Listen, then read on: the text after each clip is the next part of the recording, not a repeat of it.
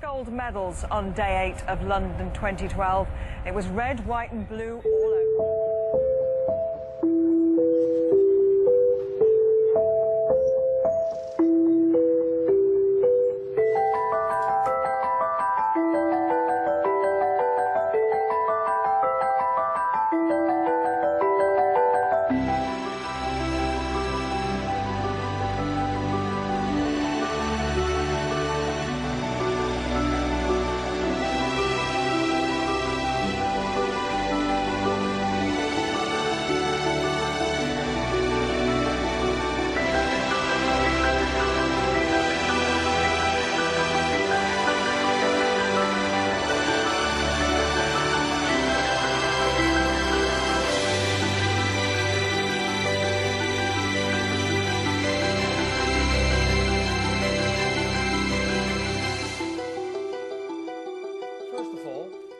It's about winning. So it's not about participation. It's not about just making a final. It's not about looking good. It's not about making people happy.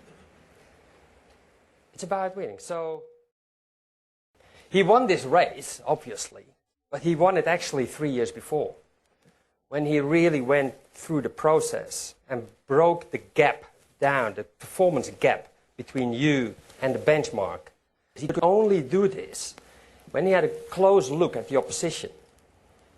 He had a good picture of what it is. Is there a physical difference, technically, physiologically, psychologically, maybe different lifestyle? You have all these elements you break down. And when you got that gap really clear, the next question is, how do you bridge the gap?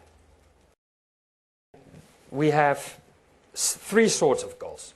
We have the outcome goal, which is in this case winning a gold medal. Performance goal means you probably have to run 26 minutes in order to achieve that. And then you have process goals, meaning certain times that you have to run, certain mileage that you run, certain actions that you have to know. And all these, when you break it down to process goals, these are the goals that you can influence, that you can control. You cannot control winning. Nobody can control winning, because you don't know what the opposition does on the day. It's very easy to have casual chats, have a conversation, and sometimes it's not clear whether you have a conversation or an agreement. So I formalize these things, we put them on paper, sign for it, and we do it almost every month. With some athletes every 3 or 4 weeks, other athletes maybe 6 weeks, but not much longer than that, because we have to monitor it closely and know what the consequences are. Once a year we have a big championship, either the World Championships, Olympic Games or European Championships, and then I separate the process from the outcome. So we evaluate actually before the championship. Before the championship, you're always honest. Most athletes go in the championship always thinking they're going to win or they're going to be great. After the championships, when things didn't go well, they find excuses in the process. Think, yeah, but I didn't have enough support. Oh, I didn't go enough in training camp. Oh, I didn't have this. I didn't have enough medical support. And that. But before the championship, when you evaluate the process, you get an honest outcome, an honest information. And then after the championship, do it again, and then see what the differences are. Is when you're going to compete, you have to prepare. If you're going to compete, competition is fun when you're good, when you prepare, when you're going to win. But when you're not prepared, the arena is a cruel place. Because you're going to be exposed to the world and you look bad.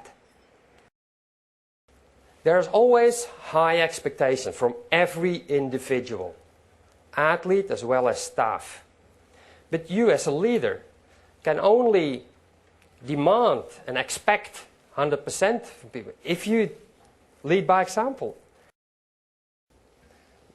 But reality is, you need let's say, 10 boxes to be ticked by a team. But nobody ticks all boxes. Nobody does. Now, rather than looking down on each other, it's about embracing the differences. That's the key of team play. Embrace and welcome. Don't tolerate them only, but welcome them. The greater the diversity, the stronger your team.